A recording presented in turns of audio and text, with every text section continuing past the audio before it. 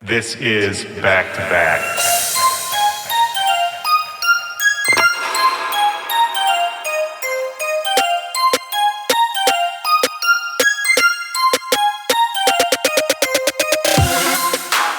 Hey, what's up, Back-to-Backers? This is Willy Joy. Welcome to the show. This is Back to Back. This is my podcast. How we doing, guys? We good? Whether you are enjoying some time off, whether you are in the car, headed to work, headed to the gym, whether you're at home cooking up some dinner, or, just at home procrastinating something you should be doing by listening to me instead. Happy to be with you guys. My guest on the show today is Autoerotique. Autoerotique is actually a duo, but I spoke with Keith, and Keith is the touring member of the group, kind of the more public guy. We met a few years ago at the Mad Decent block party we were both playing, and just kind of instantly hit it off. I really love this dude. He's exactly the kind of guest I love to have on this show. Really influential guy. Great conversation. Before we get into that, for anyone listening, I really want to encourage you, if you have any questions while you're listening, if just something occurs to you over the course of your day that you're wondering about, anything related to music or the industry or how any of this works, you can always email me at backtobackpod@gmail.com. A lot of times I like to read these questions on the air, answer them on the air. Always really fun. I love interacting with you guys. You can also hit me up on all social media at back-to-back-pod or at Willy Joy. And, let me know who else you want to see on the show, what guests you'd like to see, and include them on those messages too. It always helps. I actually have gotten some guests through people just requesting it online. At the end of the day, Back-to-Back really is a community effort, and I'm always stoked to get you guys involved. And last thing, I say this every episode, but it's as true now as it was the very first time I said it. Subscribe to this show. Whatever platform you're listening on, click the subscribe button. That way, each week, each Tuesday, when a new episode comes out, you don't have to do anything. You don't have to worry about missing an episode. It'll just be delivered for free every week. Super easy, straight to your device, there, waiting for you to come hang out with your old pal, Willy Joy. So, for this conversation with Autoerotique, we met up at his hotel room in San Diego. Last year, Autoerotique was pretty busy, put out a song called Bling on Skrillex and Chris Lake's new Housela label. That whole compilation is crazy. It's the same release that had Chicken Soup on it and a bunch of other big songs. And we talk about just the overall quality of that label. Set such a high bar. Really stoked to see what that label does. And the Autoerotique song on there is crazy. One of my favorites. Also, a release on Spinnin' called Brains, which was a collab with Brohug. And looking over the Autoerotique discography, they've been in the game for the better part of a decade. And they've really done it all. Releases with pretty much every big label in the game, working with names like Diplo, Major Lazer, Steve Aoki, Tiesto, and we talk about it all from the start all the way up until now. For the majority of their career, Autoerotique was signed to Dim Mak, and in that time, Keith was also working at the label as an A&R. So he was bringing in other artists, signing them to the label, and really shaping the course of Dim Mak Records. And that's something I've always really loved about Keith, is that not only is he a talented guy, producing, DJing, traveling the world, he's also affecting a lot of other artists' careers. The guy's a double threat. He's had just as much of an impact behind the scenes of the industry as he has as a frontman. And that's rare. That's hard to find. It's a really interesting position to be in. A lot of good information, a lot of inspiration in here for all you aspiring producers out there. And I had to throw this in because while I was listening back to this, Keith said something that I didn't catch in the moment. And I just texted him. I had to get the full story. We were talking about something related to Steve Aoki, and real offhandedly, Keith said that he invented caking, where Steve Aoki throws a cake at people, which is one of those amazing EDM jokes slash realities that will never die. And that actually comes from an Autoerotique music video called Turn Up the Volume. Steve Aoki loved the song, he loved the video even more, and decided he would start throwing cakes at people to help promote the song, promote the video. And it just stuck from there. history was made. I'm going to put the links to all Autoerotic music, tour dates, all of that in the description of this podcast, but I'm going to add a link to this music video for Turn Up the Volume too, not only because it's a fucking amazing music video, I'd completely forgotten about it, but yeah, Autoerotic is the reason that millions of people have been hit in the face with Cakes by Steve Aoki, and that's gotta be one of my favorite EDM facts of all time, and only makes me love them a million times more. But beyond any of the business stuff, beyond any of the lols, Autoerotic are great producers. They've been putting out excellent, top-notch house music, really pushing the culture forward for a decade. And I don't think that can be overstated, just how high of a quality level they've had for so long and how much good music we'd be missing out on if they weren't around. I'm going to let you guys get into it right now. This is me and Autoerotic back to back. Let's go.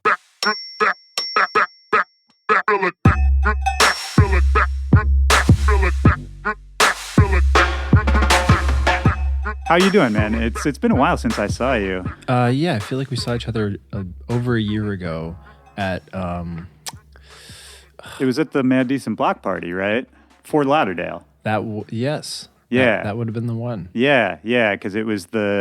That was almost 2 years ago. Was it? God. Well, no, that was, what was that, August of 2016? Yeah, so that's like a year and a half ago. Yeah. That was a fun show, man. I still remember that. It was like extremely hot. It's like over 100 degrees. Yep. And there's like an inside and an outside stage at the venue. All I remember really is that I played my set and I was just drenched in sweat. And I think that may have been the first time we actually met, because I know the Keys N Krates guys were there and I think they introduced us. Right. Or we were all sitting together or something. Yeah. And then I think you and I just ended up, there was like really good catering. Yep. And we just ended That's right. up. And with Sleepy Tom. Right, That's right, yeah. Yeah, which was also, I think, the first time I met him. Cam, yeah, he's great. It's like a regular Canadian Yeah. music festival out there Yeah. in South Florida. Me and him cross paths semi-frequently. Really? I think before he took his like creative hiatus to write. Oh, is he doing that? I didn't even know. Yeah, I think he's like focusing on like writing. I'm not sure if it's an album or what it is, but I know he's like, working on cool shit. Cool, man. He always struck me, and you know him much better than I do, I'm sure, but he always struck me as the kind of guy who did have that bigger vision for what he wanted to do. Yeah. I forget. I think the first track I ever heard from him was this track called "Spinning Plates," which either me or Felix Cartel got sent from him or through someone else. I want to say like 2008 or 9, maybe. Yeah. That era, like a long time, like 10 years ago, right? Right. Maybe 2010. And it was this crazy like electro house triplet kind of swingy tune. And almost like immediately after that, he switched gears and like went a completely different direction. And from there, he sort of, I think, found the sound that he was searching for. Yeah, I remember, I think the first thing I heard from him was that Fool's Gold record that they put out called Sleepless. Yes. That's the like kind of Baltimore clubby one. Yes. Yeah, that's super minimal and just has the spoken word sample or whatever. I love that track, man. Yeah, he's cool. I like him. His comedic side, his like raw, ironic, over sarcastic. It's hard to find people who are more sarcastic than yourself sometimes. And he's one of those guys who really be like, wait, were you joking? Oh, wait, I forgot. You're right, yeah. The most sarcastic guy in the world. Well, you and him, you seem to share this very dry sense of... I don't know if that's a Canada thing, because, I find a lot of Canadians sort of have that same sort of dry humor. Like the guys from Zed's Dead and Felix, also huge... like super dry humor. He's like the Sahara Desert of dryness. It's like Death Valley. Yeah, well, I think part of that is maybe just a Midwest thing too, because I was born in Minnesota and I kind of came up in Chicago. And, me and a lot of my friends were that way too, where it's a little bit repressed, but then... It's the winter. Sure, yeah. Yeah, I think it's the 4 seasons. Toronto to me is interesting. I was thinking about this on the way over, because you're born and raised in Toronto, right? Yep. Outside of LA, if you take LA out of the equation, I think Toronto is maybe the most influential city for dance music in North America right now. I'm hard pressed to come up with another city that's just generated so many artists that are just crushing it right now. Being completely biased, I would have to say yes. But outside of that, there's a lot of cool stuff that comes out of like Vancouver, the West Coast, Seattle. Sure. I mean, yeah, I could go on and on about, interesting cities I love, but just in terms of pure influence, I guess, on the electronic music scene right now. Yeah, Toronto's had a pretty cool history. I mean, we had some of the early guys like Mastercraft and Deadmau5, obviously. Yeah. And then, the Zed's Deads, the Grand Theft, Rez now, who's making huge waves. Yeah. She's not quite from Toronto. She's from Niagara Falls, but... Is she really from Niagara Falls? Yeah, she's from Niagara Falls. Holy shit. I got to get her on this show, man. I think Deadmau5 spent some time in Niagara Falls or grew up in that area, too. It's such a weird area, dude. I've only spent a little bit of time there. Yeah, but I had some weird experiences in Niagara Falls. Yeah, on both sides. Yeah. Because I mean, it's right next to Buffalo, which is weird in its own way. Yeah, I mean, shout out to Buffalo. Yeah, 100%. I mean, hey, Buffalo. As long as we're talking about who's from where, that's Kill the Noise is from Buffalo. Yep. And there's somebody else too. There's an upstate New York contingent of bass guys. How has Toronto changed for you? If you've been there your whole life, what was your childhood there like? Like, what did your folks do? My mom worked for the Canadian Broadcasting Corporation, CBC, which is our main news outlet, I suppose. Right. She did she worked in the graphics department. And then my dad worked for one of the largest chocolate companies called Cadbury Chocolate or something like that. Oh, my God. Those are two extremely Canadian legendary jobs. Yeah. They both came over from Scotland at a really young age and, just got to work really early on in those companies, I guess. My mom kind of danced around a little bit. She did different things, but I think CBC was the one that we remember her the most for. And CBC, they do radio as well, right? They do, yeah. They have like that cool George Stroumboulopoulos show where he does like cool interviews with musicians and comedians and all sorts of entertainment folk. Yeah, that's one thing I always loved about. He's a great interviewer too. He does great. I need to check him out. I'm not really familiar. Yeah, he does good stuff. But I love that Canada really supports its artists in a way that the U.S. doesn't particularly. Less now. Really? They're doing cutbacks and they're removing some programs, specifically stuff for like music videos and independent stuff, and which sucks. It just sucks to see the country taking away chances and opportunities for emerging artists. So before that, you were able to apply for a grant. Is Tons, that right? Yeah, just like basically infinite money. Canada, faucet. They would release like a top 10 list of like people who would take home the largest grants. And you see a lot of familiar names on there. You see like, of course, like the OVO, the Drake camp, but not as high as you think it would be. You see guys like Zed's Dead taking in a lot of tour support and grants and funds from the country of Canada. And then you've got guys like Datsik up there too. Right. So they'd actually pay to help you tour as well. Yeah, they'll give you like non-repayable grants as long as you're contributing and releasing to a degree in Canada or with Canada. Right. Supporting our growth as well. And then there was, but they want you to break into America, obviously. Right. That's the goal. Right. Yeah. That's the Justin Bieber right there. Yeah. That's the Michael Bublé. Yeah. Yeah. And those guys probably did take government money, right? Yeah, for sure. Yeah. Yeah. That's funny. I never thought about that. The Celine Dion's. And also on the radio, too, wasn't there, they had to play a certain amount of Canadian artists? Yeah, I can't remember if it changed, but I know it's somewhere between 40 and 60%. God damn. Or I could be wrong, but I know it's either 40 or 60. And they're pretty true to that. They play a lot of Canadian content, and it's really good for Canadian producers like Sean Frank and guys who write like radio stuff like Delaney Jane. Right. She's on a lot of radio stuff right now. You hear a lot of their tracks. Grand Theft as well. He does a lot of cool pop crossover things like that, and it works really well for Canadian radio waves right now. So yeah, man, that's true. I was talking to Aaron about, he was on this show, one of the early episodes, and we were talking about the process of going to radio out there and how it was sort of and Keys N Krates too. They do well. Right? Yeah, 100%. But it's just crazy to me to think about. Because in the U.S., starting off as a new artist, it can feel so daunting. And it really, at least for me, not that I didn't have support, but it felt like a struggle, like an uphill battle. And it didn't really feel like anyone cared at the start, which I think is typical. I think everyone goes through that to a certain extent. But I do wonder, if I knew that there was an outlet that I could actually get support from at an early stage in my career, if that would have changed anything for me or for, any other number of artists. I mean, it's arguable that being Canadian in the industry the way it is now, in like, the streaming world and the internet world the way it is now, that it might even be easier for Canadians to launch because they're able to grow and harbor themselves in Canada first and use all of the assets that we have to also penetrate the U.S.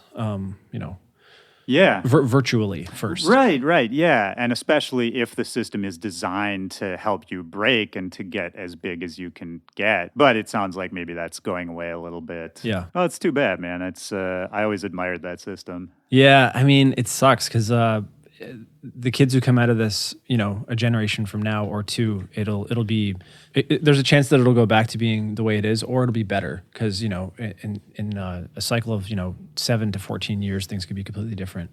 Yeah, and true. There might be more of a focus on arts that there isn't now. And maybe people will realize that it's actually really important when you take it away.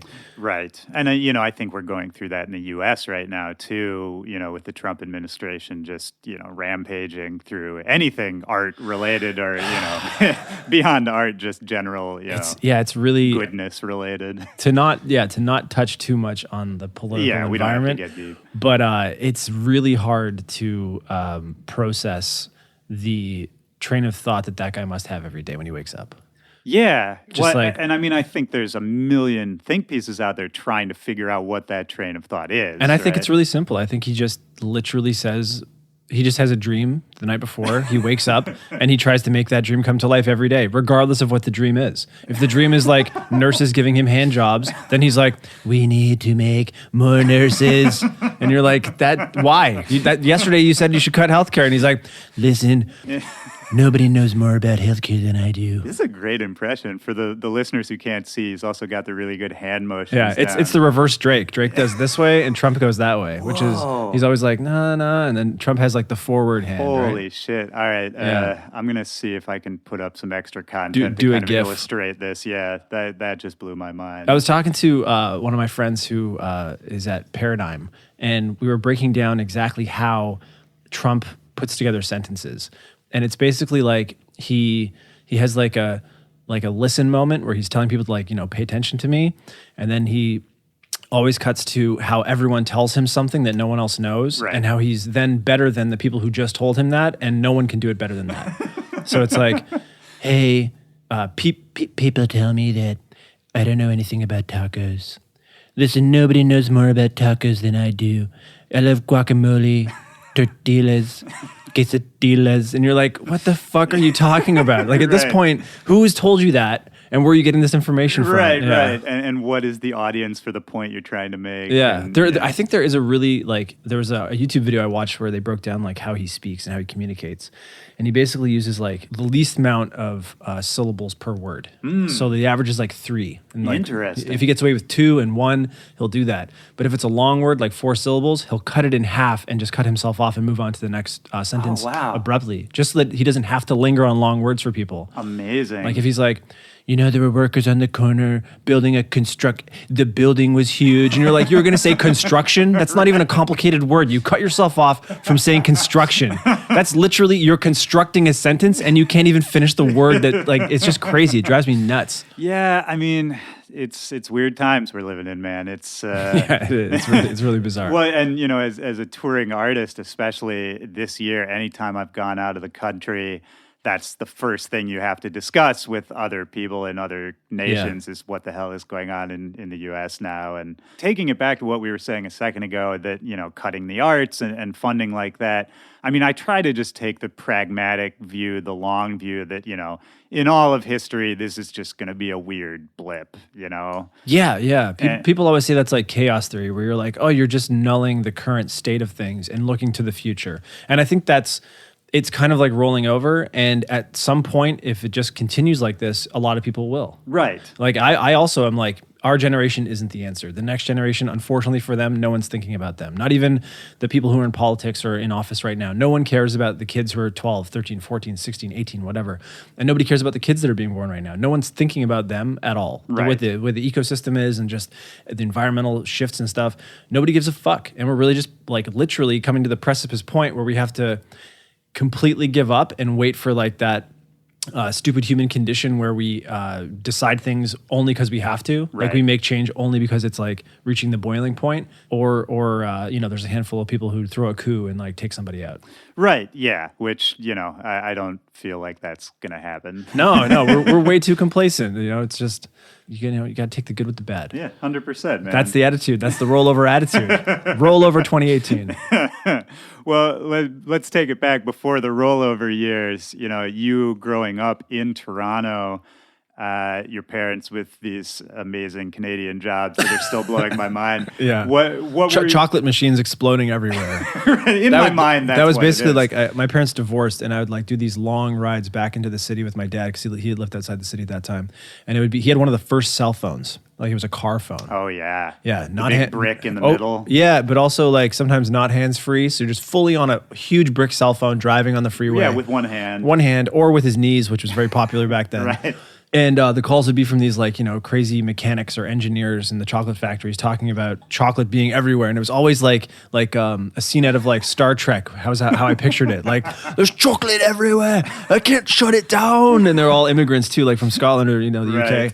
And they'd be like, "You need to get here now." Like it's 5:30 in the morning. Like, how long has this chocolate been exploding? And like, how do I get into the Willy Wonka land? Right. When do I get an invite to see? As a kid, that sounds great. Yeah, until I went a couple times, and the smell of all of the components individually is disgusting. Like chocolate bars before they're chocolate bars smell in different stages, like various forms of like puke and poop. Interesting. Well, yeah, Like burnt sugar and all I this could stuff. see that because I think any smell that's too intense for too long, you get over it. So I lived in Chicago for a long time, Yeah. and in Chicago, there's a famous R. Kelly album called "The Chocolate Factory," I'm aware. and that references an actual chocolate factory in Chicago. Wow. Which, if you live anywhere in the vicinity, like even within a few miles of it, just everything smells like chocolate all the time, Yep. very strongly. Yeah. Yeah, man. It's if you spend too much time in that zone, it turns from being the most delicious smell to the most awful smell.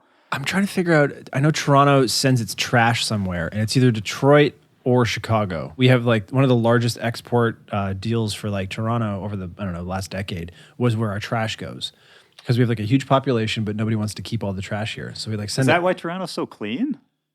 Yeah, that's exactly why it's so clean, because we I never literally knew that. like pay to have our garbage sent to somewhere in America, and it's either us like outside of Chicago or outside of Detroit. Yeah. I'd feel like I want to say Detroit just because that seems like where trash would go. But Landfill City, yeah. Yeah. I was there not too long ago. I played a club called Electricity. Oh, yeah. Beautiful club. I love that spot. Yeah, amazing. Super haunted upstairs. Yeah. Like ghosts are in that green room, and I was terrified. Have you ever played at the Rave in Milwaukee? Yeah, I think so. That's another super fucking haunted. They have the abandoned pool in the basement where all the green rooms are. Ooh. So to get from the green room to the stage, you have to walk through this unlit concrete empty pool. That's terrifying. In the basement. That's Yeah. just simply Awful. terrifying. I love things like that. I love like abandoned places, but when I have to actually like stay in one of those places like for work, it's terrifying. Yeah. Haunted green rooms, haunted venues, things like that. Just like I'm not a huge ghost guy, but I'm on the fence. Yeah. At this point in my life, maybe there are ghosts. Hey, man. Yeah, as I get older, I realize that I know less and less. You know? Exactly. Yeah. So- That's the greatest perspective to have at this point. Yeah, 100%, man. Fuck, maybe ghosts are real. I don't Yeah, know. for sure. Yeah. Donald Trump's president, so why Yeah. not? I mean, Tom Cruise met Xenu. Right? Yeah, 100%. And he makes great movies, so he's got to know something. I don't know. I wonder why he hasn't made like the Scientology movie yet. We'll do a second episode only about Scientology because I could go on and on and on. But I want to get back to the music side of your childhood. So, Right. were you a musical kid growing up? Was your family musical? Not really, no. My mom, her hobby was like photography. My dad kind of had he hated everything that everyone else liked. Interesting. Until it became popular, and then he was like a bandwagon guy. Okay. So my brother, who's older than me, no, he still is older than me. He was into all the cool 80s shit and 90s stuff, and my dad would take his tapes and tell him that they were shit. And then 2 weeks later, you'd catch him listening to them in the car, and you're like, you fucking hypocrite. So is that where you got a lot of music from your brother? Yeah. At least from the rock side of stuff. I listened to a lot of alternative rock and rock from him. And then when I was coming up into grade school, it was all rap. So 1996, 1997. Yeah. Pretty much the prime age for the East Coast, West Coast wars. Of course. As well as the Wigger movement. Every white kid wearing baggy pants and trying to be someone they're not. Sure. Well, and I mean, Eminem I believe they call it around. Cultural appropriation. Indeed. Yeah. Today. Yeah. I mean, that Eminem was coming up around that time. That was he had some cool underground tapes floating around outside of Detroit, and you could get them on LimeWire or Kazaa. Net. What was it called? Net. The one with Napster. Napster and all that stuff. Yeah. Kazaa was great. Yeah. Soulseek was Soulseek, yeah. If you were OG, Soulseek was where you stashed all your records. All of that. Well, it's funny, man. I've talked about this before on the show, but it's so funny to me that back in those days, that's essentially Spotify now is what those services used to be, because on those services, LimeWire, Kazaa, you would sort of make public a folder that you wanted to share with people. Yeah. And you would curate that folder, And so you could kind of tell if you liked a few songs in somebody else's folder that you should just grab everything because probably they have good taste and you'll find new music. Yeah, and and on some of them you could favorite that and then continuously either sync just whatever they got, you got, and things like that, which was great. You could piggyback off of other people's. It was weirdly advanced or weirdly forward thinking for a pretty janky pirate kind of service. Just think how sketchy that was for hackers back then. You're basically making a whole folder public or semi-public and giving probably just tens of thousands of backdoors into your computer, which I'm sure they exploited to the fullest. I'm sure. That none of us are aware of. Oh, I'm sure. And, people would, those were the days where people would intentionally mislabel files too. Yes. So you would grab some, Soulja Boy was the great viral marketer inventor back in those days where he would, put up, seed 100 songs that would say Metallica, Enter Sandman, 50 Sum 41, whatever it was, and they just all be Soulja Boy Crank That. Yeah, it's great. Yeah, incredible. Legendary move. Man. And that trick doesn't work as well nowadays because that's kind of like the YouTube move. People try to steal views by Drake is the most commonly mislabeled one on YouTube now. So it'll be any rap song you're looking for. It's up there, and then all of a sudden it's just some guy rapping over some weird beat, or they put part of the beat or a similar beat, and then it's just them freestyling over it from their bedroom. Which is fine. It's great. I love the hustle, but sometimes I just want to get to the bottom of things faster than 50 YouTube links deep before I find the real version of a song I want to hear. Yeah, it's true. Well, and it's funny that you say that because it makes me think, YouTube is kind of becoming the service that the next generation of kids, of music listeners is flocking to. Yeah. And maybe that is why, because it's a little more lawless and a little more open, and you can kind of fuck with it a little more. And I think Google is they know how powerful they are, and they know that they can kind of skate that line where they're not really going to get those takedowns the same way. But also, there's a hole being created by Spotify right now that I think YouTube will fill in the future. And I think if they get their business side of it correct. What do you mean by that? Spotify is only paying half the royalties, and they're not paying the writers, things like that. True. It's kind of messed up. So half the money they actually have isn't really theirs, right? So that's kind of a strange place to call yourself successful. Right. It's kind of like a bully tactic. They're they're powerful enough to pull it off. At least for now. Right. Before things sort of hit the fan. Before someone in the makes future. a viable alternative. Which I think YouTube will be. I never really thought about that, but you're when probably I talk to people who are 16, 17 now, I'm like, oh yeah, did you Spotify that? And they're like, oh no, I don't pay for Spotify. I just listen to full albums on YouTube. Yeah. And those albums don't go down. They stay up there and they collect views, and then they might be monetized by the artist themselves. Right. Which is kind of a flip on what everyone else is doing, and kind of what SoundCloud wanted to do. Right. But on a smaller scale. Yeah, if there was some way to, I'm just spitballing, but if there was some way to kind of combine, the infrastructure of YouTube with the community vibe of SoundCloud, maybe if you could comment in the YouTube, in the time-coded YouTube video or something like that. I don't know. Yeah. Something like that.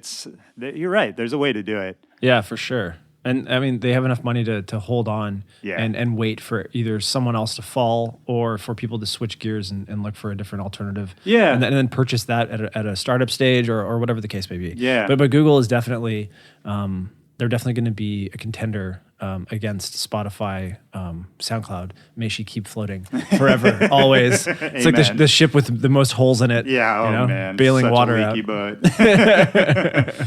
Well, how did you get into making music yourself? So me and my friends would it's super embarrassing, but we would basically rap over cassettes. I don't think that's embarrassing. I started rapping. It was terrible. There were a lot of white boys in the 90s rapping. I had a two deck cassette boombox thing, and I would make mixtapes, and I would re-record things and play them backwards, and make my own re-edits of stuff on cassette tape. Okay, yeah. So very primitive mixtape, super primitive DJing. I was probably I don't even know, grade 5 or 6. Okay, so super young. And shortly after that, I guess just pre-high school, me and my friend, he got one turntable for his birthday. It's a Technics MK3, and we used to just cut records on it with no mixer. And then a Christmas later or 2 Christmases later, we got a mixer.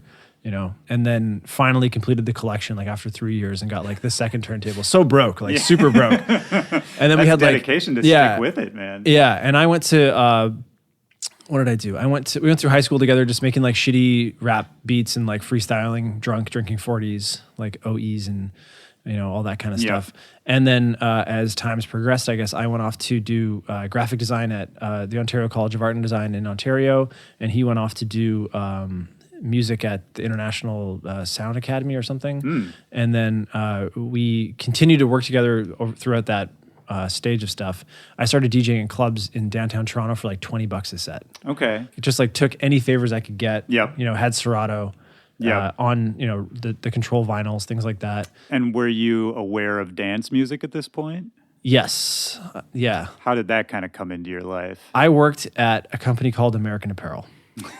I'm familiar with said company. Yeah, I worked in the stock basement, I guess whatever you want to call it, the basement of American Apparel. Yeah. At the store called TO1 in Toronto, which was the Toronto flagship store, I guess at the time, and we had a bunch of people who worked down there, all different types of music. People would fight over what you could play on the iPod, and I hired this one guy. His name was Ryan, and he goes by Rhinocologist.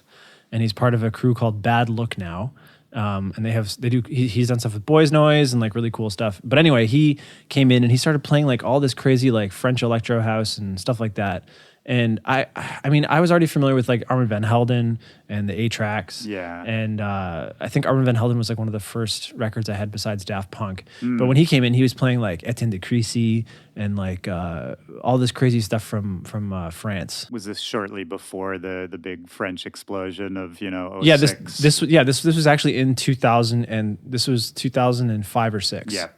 We were listening to the Fabric Live mixes and things like that. Anything we could get our hands on that was long enough to work to. You'd fold 10,000 t-shirts and listen to 4 Fabric Live mixes. Right. It's Evil 9 and really crazy, cool shit. The Fabric Live mixes back in the day, legendary mixes, man. Those are what I guess maybe the Diplo and Friends mixes are now. It's I guess so, yeah. That iconic stamp. There were those, and there were the Radio 1 mixes, but I can't think of any other institutions that. I really gravitated towards the Fabric Live mixes. Yeah. They were accessible and easy to download, and it was great. We started thinking in that basement, how can we make a party happen? And none of us, I'd used those turntables and things like that, but I'd never DJed in public before. Sure. And I was not good. I was very, very bad. As everyone is. But we formed a 4-man DJ group called Python Brigade.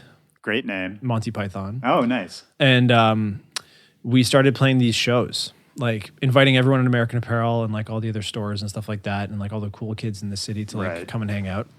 we'd make $100 a show, and we'd split it 4 ways. Sounds about right. Yeah, minus our drink tab. Right. So you'd make like $0. Oh yeah, negative, negative money, and then we'd still fight over it. We'd be like, oh no, I need that $5 for this or whatever. Yeah, so. We did that for like almost a year and a bit. And we played most of the venues in the city, and people sort of like got to know what we were up to. And then eventually we all just kind of went our own way. One of the guys went into marketing for the venues we worked at. Ryan and another guy went off and formed what would become Bad Look. And then Dave and myself went off and formed, at that point, Vandalism, which was VNDLSM. And we were sued by a group out of Australia called Vandalism. Not fully sued, I shouldn't say that, but we definitely like butted heads with our previous. We had a manager at the time who mishandled that situation horribly, and we ended up having to bite the bullet and change our name, and that became Autoerotique in 2009 or 8, I think. Okay. Had you, because I think I was at least vaguely aware of you guys when you were Vandalism. We had a couple tracks. Like Diplo picked up this like Rihanna remix we did for Umbrella. I remember that remix. Maybe that's the one I'm thinking of. Yeah, it turned heads for some people because we took some risks on it that not a lot of people were taking at the time. So we had like the guys from Mastercraft come to a bunch of parties when I was doing this like really bad residency in Toronto, and they would be like, "Whoa, what's that?" And then I was always kind of like on like the. What was it? Palms Out Sundays and like all the blogs, hunting like everything I possibly could, just like, trying to keep this residency as fresh as possible. Right. And not catering to what people expected. And that's cool. How did you know the Mastercraft guys back in those days? I was a huge fanboy. Yeah. So I went to So they were already popping a little bit once you met them. They rose really quickly. They rose as quickly and as rapidly as you could back then. This was like this is still MySpace days, I think. Right. Yeah. So they rose really fast, and they sort of became like the superstars of the city. You know? Like they were like our Daft Punk for a while. Yeah, and I don't even think that's hyperbole to say, because I think people forget at a certain point, Mastercraft, other than Daft Punk, they were the biggest thing in dance music for, a year maybe. Yeah, they did some really cool, they bridged the gap between Toronto, Los Angeles, and Paris. Right. So they were friends with like the Justice guys. They were friends with like the Dim Mak guys, which is who they signed with in LA at the time. And they just had this like cool vibe about them that was like international and kind of like homegrown, but like on a way, like just becoming one of the biggest things we'd seen in dance music. Yeah, and their name hasn't come up on this show a lot, which it should come up more just because of the influence they've had on everything that's going on now. But to me, they're a really cool example of like going out on top in a way too, because they were very successful, as you said, very quickly. They rose really fast. They got to a really high point, and they, I wouldn't say walked away from it, but, they didn't continue at the peak, Yeah. And that's always interesting to me. And I'm sure, there's a lot of backstory behind the scenes surrounding that too. But in a way, I always respected that because, if you're there and you kill it and you define an era, I think in some ways it can be better to kind of just make your mark and then go away for a while and then come back in a new form rather than trying to kind of hold on to what you've got. Yeah. That's the goal. Yeah. I've been trying to retire for like 2 years. Have you really? Like just winding down a little bit. Yeah. I went through like a weird phase. I guess like I've been doing this for almost 10 years now. Yeah. So I formed Auto in 2008. Is it still a duo or is it just you? Yeah, we're still a duo. Yeah. Dave just doesn't travel. He hasn't traveled since 2012, I think. Okay. I got him on a plane like a year and a bit ago. No, not even a year ago. We were in LA together. He managed to do a flight because he hates flying. Okay. That's what it was. That's what it is, yeah. Yeah, so we went to LA and we worked with Lady Lazer in the Ousel Studios for Bling, which is a record we put out like a couple months ago. Maybe like 6 months ago. On the Hausla imprint, right? Yeah, which is like a huge accomplishment from Chris Lake and Sonny. The records on that album are great. Yeah. They did a really great job of like putting that whole thing together. And at first I was like, I think people are going to kind of graze over some of these ideas. It might not be what's trending for everyone, but having chicken soup on there didn't hurt. Yeah, certainly not. And there's that cool Lasers one. And, It's a really good compilation. It's great. Yeah, there's like a lot of four good songs. or five tracks on that thing that I hear people drop every set. Yeah. I think the Tony Romero track or Tony Romero. Yeah. think. Yeah, Yeah. it's not Fire Inside. It's the one before that. I think it's on there, and Yeah. that was like where I noticed him, and like there were people on there where I was like, wait a minute, like what's going on here? These are all cool names. Well, that's what I liked about it is that it took a lot of people who were making cool music but weren't necessarily associated with each other and kind of put them under the same umbrella. And I think especially in 2017, 2018, that's a really valuable thing is to have that squad, that association, whatever you want to call it. Right, yeah. I think that makes it so much more identifiable when people can feel like not only are they hearing a cool song, but they're participating in a movement. You know what I mean?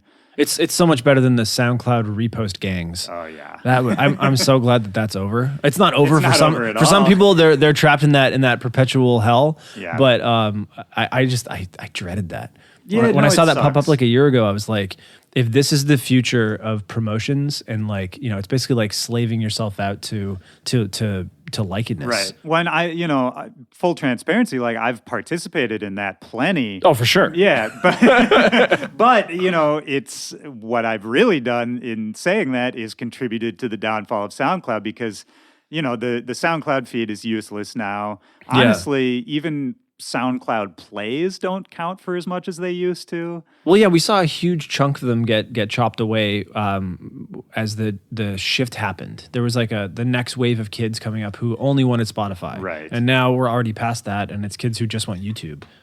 So SoundCloud is already two generations away, Right. from where it used to be, and you're seeing that reflected in the plays tenfold. Yeah. Tracks that would get 850,000 plays in a week are now getting like 17,500. Yeah, 100%. I mean, it's definitely happening to my songs. The last release I put out, it had maybe half of what I would normally expect to see from SoundCloud. But the interesting side to it is that when I talk to like A&Rs and people who work on the business side of stuff, they still hunt through SoundCloud. So SoundCloud Sure. still serves.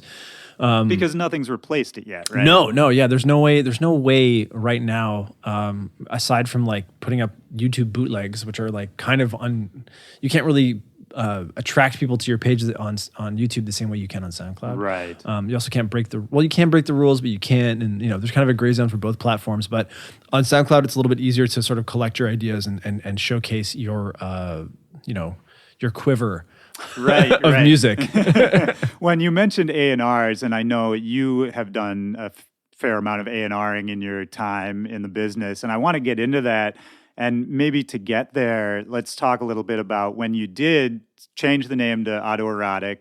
You'd had a few tracks that were picked up by, big names, that sort of thing. Is that around the time when you linked up with Steve Aoki? Yeah, we put together this like 3-song EP, and I think Diplo had it, Steve had it, and like one or two other people had it.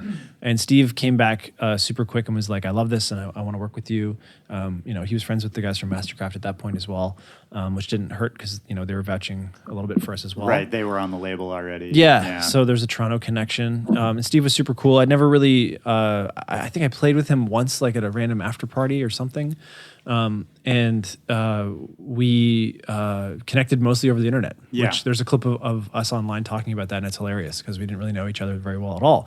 And then as time goes on, we became really close friends. But he got the EP and he called me while I was like coming out of the subway on like a really snowy, shitty, cold day in Toronto. And I got this call from him and who would become our manager, Matt Colin, who was his manager also at the time. I didn't know you were managed by Matt.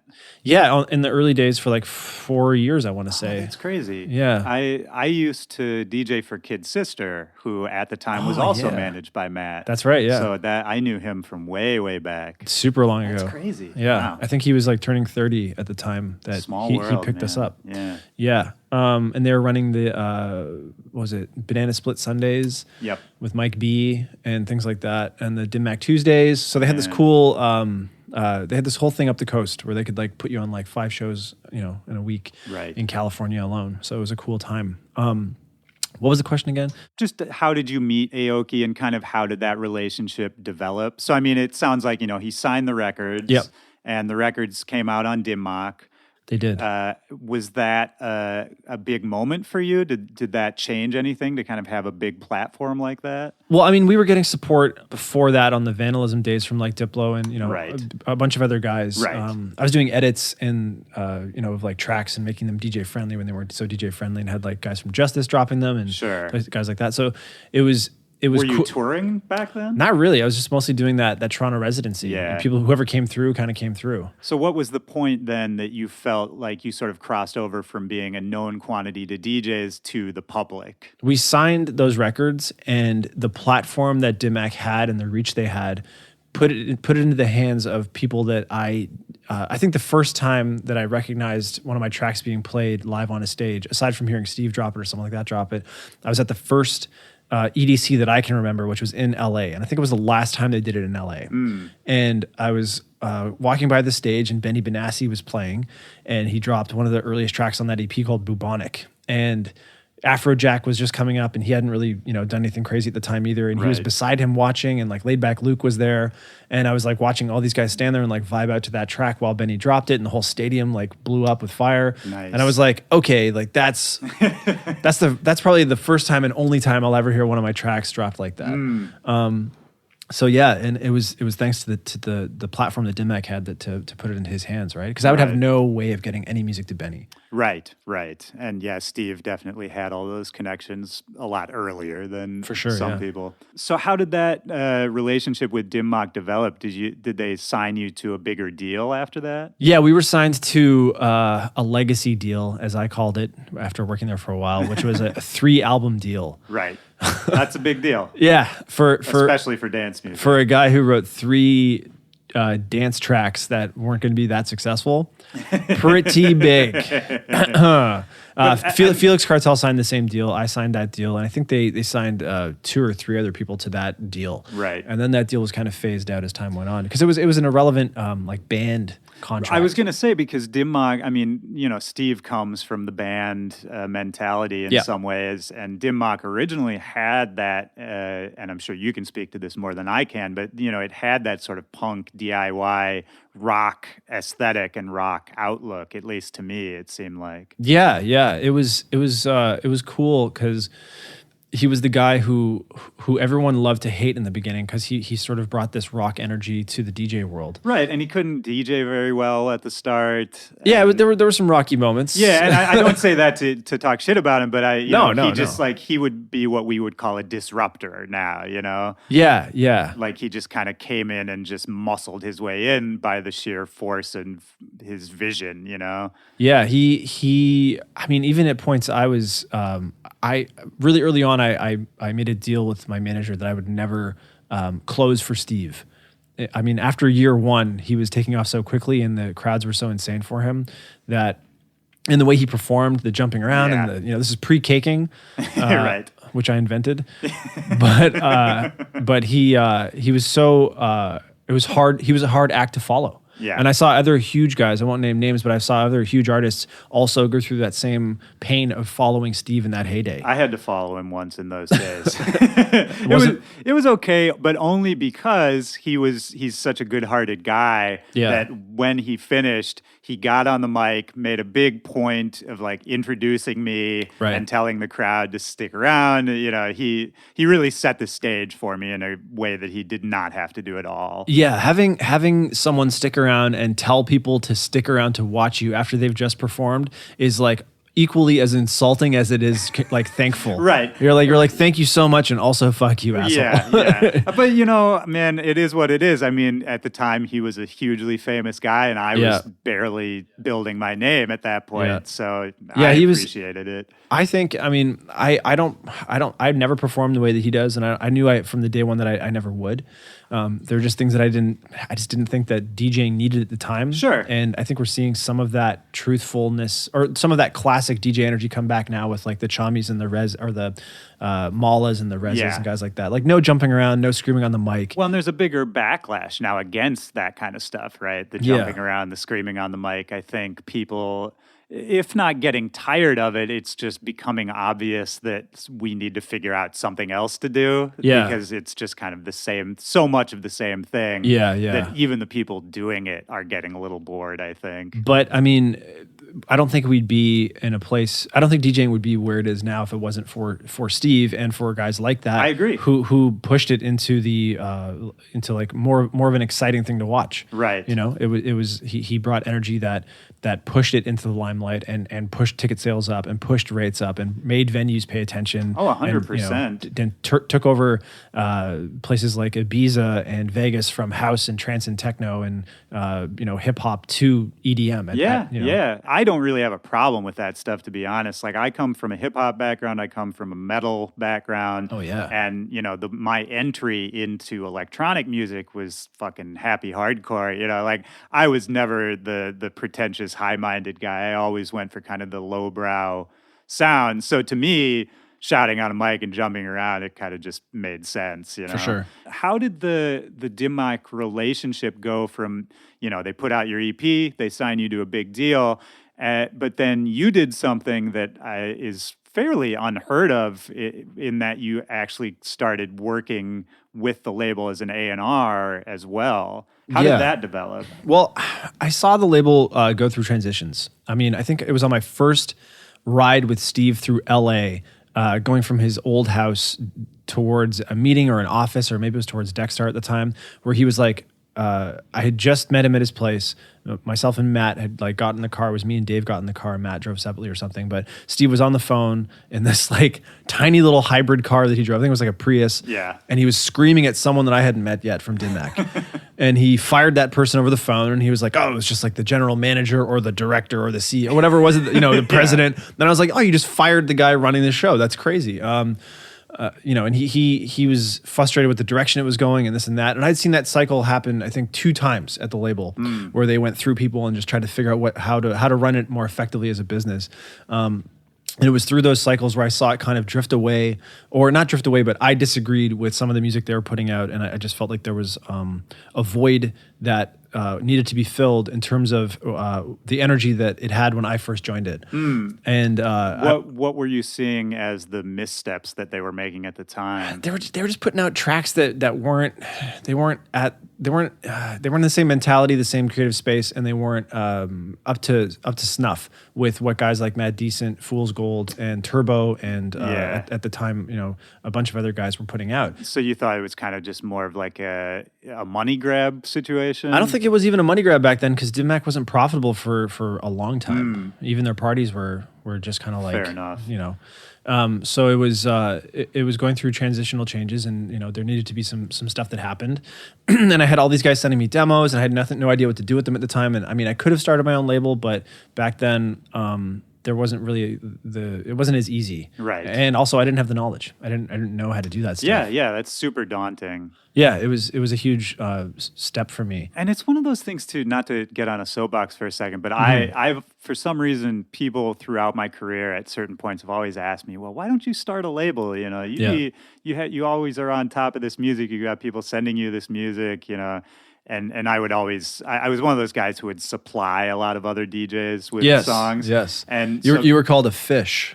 I was? Yeah, you'd go fishing and get these guys who had all the cool stuff that the underground kids were sending it to in ponds. I never heard that. Then you would pick through the fish from the ponds and take the music from them. And then you would upstream it, another term with rivers and ponds and the fish. Then you would upstream it to either yourself or your set, or to a label, or to friends who you thought were like-minded but higher than you. Right, 100%. And through all of that fishing, I guess you would say, people would always ask me, why don't you start your own label? And I didn't want to ever. It seemed like a lot of work. It didn't seem like something I knew how to do, or something I thought I would be particularly good at. I had an ego. I wanted to put out my own stuff. It's a weird thing to me that it's just sort of assumed that everyone should put out their own label at some point. Yeah, I think we have enough dance music labels. I don't think we need another one. Exactly. Yeah, we need less. But at that point, this would be like 2011, maybe. they were like, it was important to have your label as like a collective. You know, there was strength in numbers. You had like the mad decent guys, and you recognize them all together with their jackets. Yep. And you see guys like the what's the one with the Baron crew now? Like Right, same kind of mentality, cool swag, and you know, Yellow Claws merch, all like-minded. You know, same kind of music, same drive, same energy. Yep. Dim Mak didn't really have that. We were kind of spread across the board in terms of where it was going, picking up bands and cool, you know, singers, guys like that, but it didn't really fit together as like a package. Right. We wanted to like put some new energy in, find some new blood, and get it just more exciting for the kids who are listening. Because the kids back then were listening to what all the labels were doing as like a collective. Right. One of the longest running bands that I can think of that's been on Dim Mak, aside from like me or Felix or any of those guys, would be Keys N Krates. Right. And I first saw those guys in Toronto in like 2007 or something, doing like hip hop covers and like a small venue. And there was this one night I was like partying with this dude, and I saw Greg Jr. Flo playing this like bottle service spot, and he like dropped this beat, and it was just this crazy beat on Serato. And I ran over to the computer and I looked at it, and I was like, "Oh, what is this?" And he's like, "Oh, it's like this demo we're working on." And so he sent it over to me, and I was like, "Damn, like this is forward-thinking, cool shit that, you know, not a lot of people are into are doing right now." Right. And I didn't know if the band was all in at that point, or if it was just him. And then we went over some more stuff, and you know, it was like a full live show, and it was like tight as fuck. And I was like, this could be one of those things that we bring to Dim Mak to turn heads. Sure. And they didn't want to do it. They were like, "This is a risk. Do you think this will work?" Which is what they would say to me over everything that I picked. Which, you know, I picked like mostly Toronto guys, to be honest, but there were some cool US guys I picked up later on. But Keys N Krates were definitely like the standout. For me, from day one, they were what I envisioned the next step of dance music being performed and produced as. Right. So like they perform as like a trio, all in live instruments, and you know, like multiple aspects. And they produce as a trio, and they do all this cool shit. And they've grown like insurmountably into like different artists through every turn of their career, to the point where their album now is like crazy cool pop rap, like hip hop crossover dance stuff. And it's like, it's just amazing to see where they've gone. And like Greg sent me some of the new tunes, man. They're so good. so fire. Yeah, so great. good. And they were on this show a while back, and your name came up, and you know they were very grateful about those early links that you were able to provide for them. And it's cool, man, that you've been able to. I was trying to think of another example of a working artist, a productive artist, who at the same time is A&Ring for the label that puts out his music. I think it's a really unique position. I think it's a pyramid scheme. Well, in a way, sure. Because, I mean, would you agree that you were maybe able to shape what was going on with the label around you that then made the label cooler, which meant that the people who were putting out your music were cooler? And so like the presentation, I don't know, maybe like the whole label being cooler helps your music? Well, it certainly helped that there were a lot of cool people at that time. Like less now. I think like more of the cool music is going to guys like Mal and Chummy because they're the next wave. Yeah. But at that time, a lot of people were sending stuff to me, and I was able to go and filter through these thousands of demos, you know, every week or 2 weeks or whatever. And the stuff I was getting was great. How did you split your time between A&Ring and being an artist? It sucked.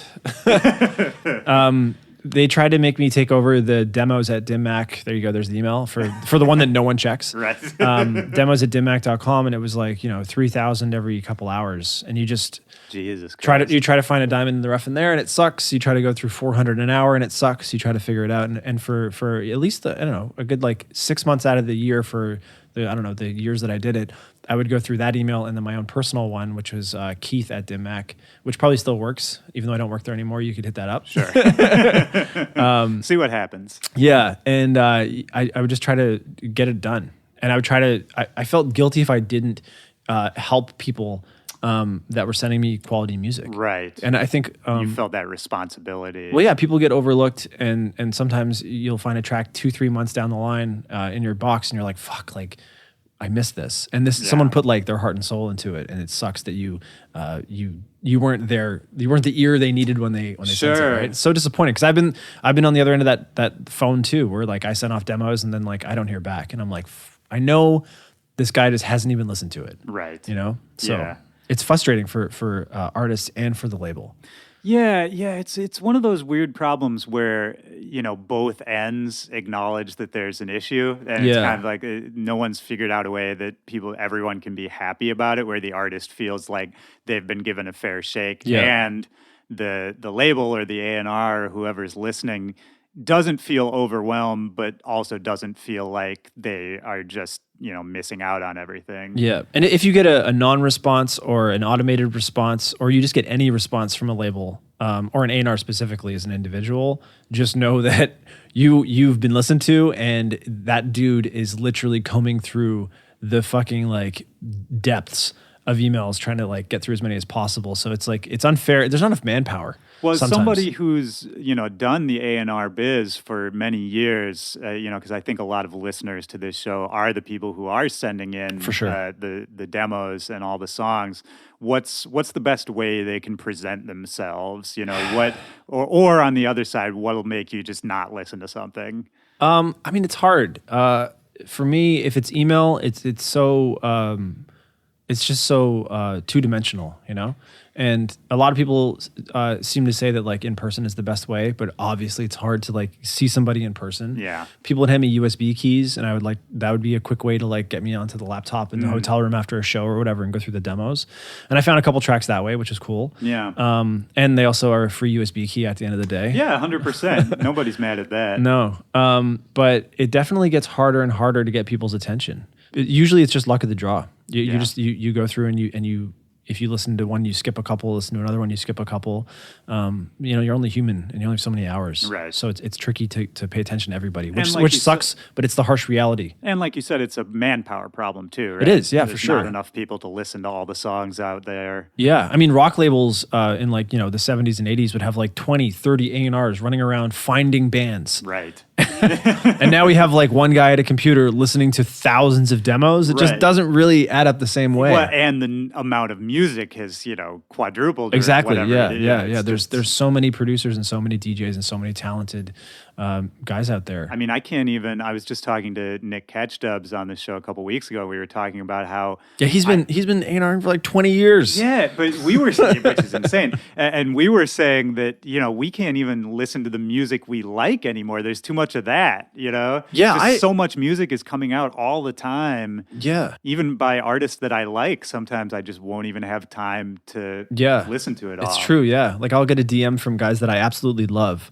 and it's like an unreleased track that I should be playing that night, and I'll be like, I have to check it tomorrow because I got to run. Right. And it's like, it'll be like a track from like Dombresky or something, and I'm like absolutely in love with him. Yeah. But then I'll be like, fuck, like I should have downloaded that. Like, the Wax Motif EP 2 weeks early, great. I'll download it tomorrow. Yeah. Yeah, it's a guilt cycle, man. Yeah, you feel guilty all the time. But I guess the point... It's a great way to build up anxiety. Oh, it's the worst way and the best way. But yeah, I guess the point on the end of the sentence for the young producers out there is, don't get too discouraged about it, because it is a numbers game at the end of the day. Yeah. And if it's good enough, keep sending it, and eventually someone will catch it. Yeah, for sure. And if you even if you don't send it to an A&R, you can send it to some of the artists that are on the label, and they'll usually have an ear towards someone who's up higher, who can make things. And move that's the faster. way a lot of tracks get discovered, right? Is a known DJ starts playing them, For sure. and then some other DJ hears it, and then it eventually gets to somebody who has the power to do something with it. And Exactly, yeah. that's a really common way. Yeah, I mean that's kind of how our stuff was discovered even back then. So. Right, yeah, that's what you were saying. Diplo picked up the first one, the remix. Things just get passed around incestuously. Sure. And eventually someone goes, I'll sign this.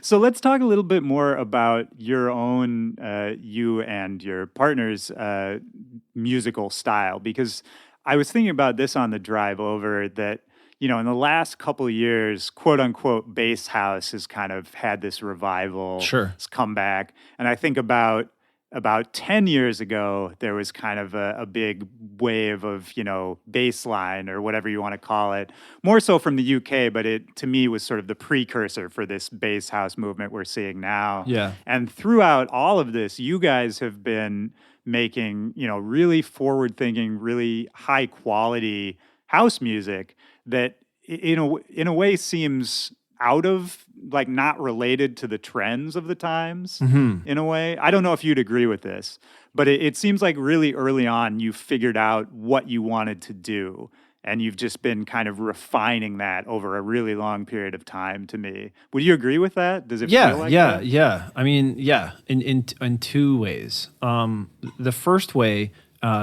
is that we've always hated tracks that include vocals when they don't need to, and build-ups that are unnecessary.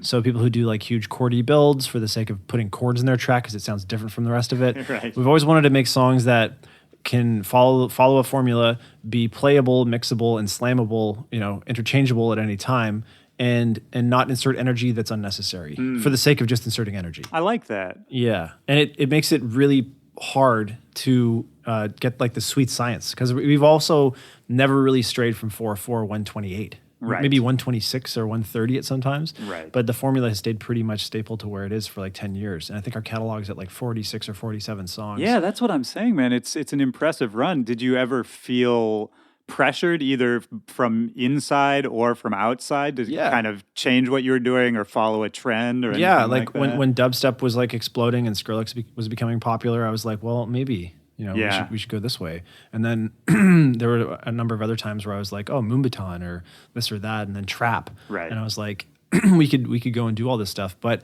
I felt like I've always sort of like pegged people for ship jumping. And I didn't want to be one of those guys who like puts his foot in his own mouth by jumping the ship just for the sake of changing styles. Right. I feel like it's a different alias at a certain point.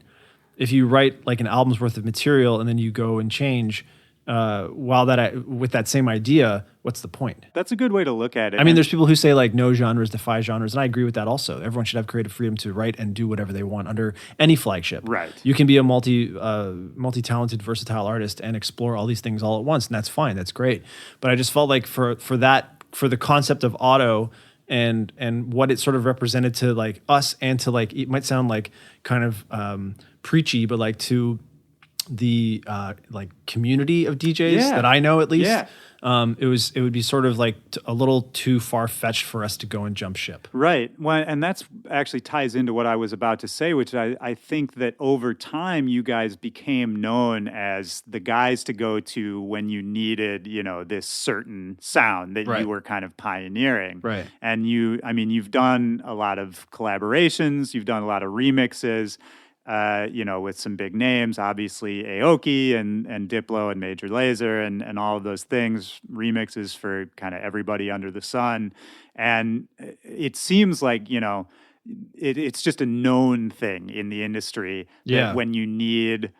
now it just sounds like I'm making a commercial for you, but when you need a high quality house track, when you need the 4/4, you're gonna find these two boys from Toronto, but it's kind of true, right? Like I feel like when Diplo needs another Major Lazer banger for house, you would be on the short list of people he would call to make that banger. We actually work with him on a variety of stuff, and it doesn't always sound like 4/4 auto stuff. It'll be like hip hop or rap or things like that too. You've done a little ghost production as well, right?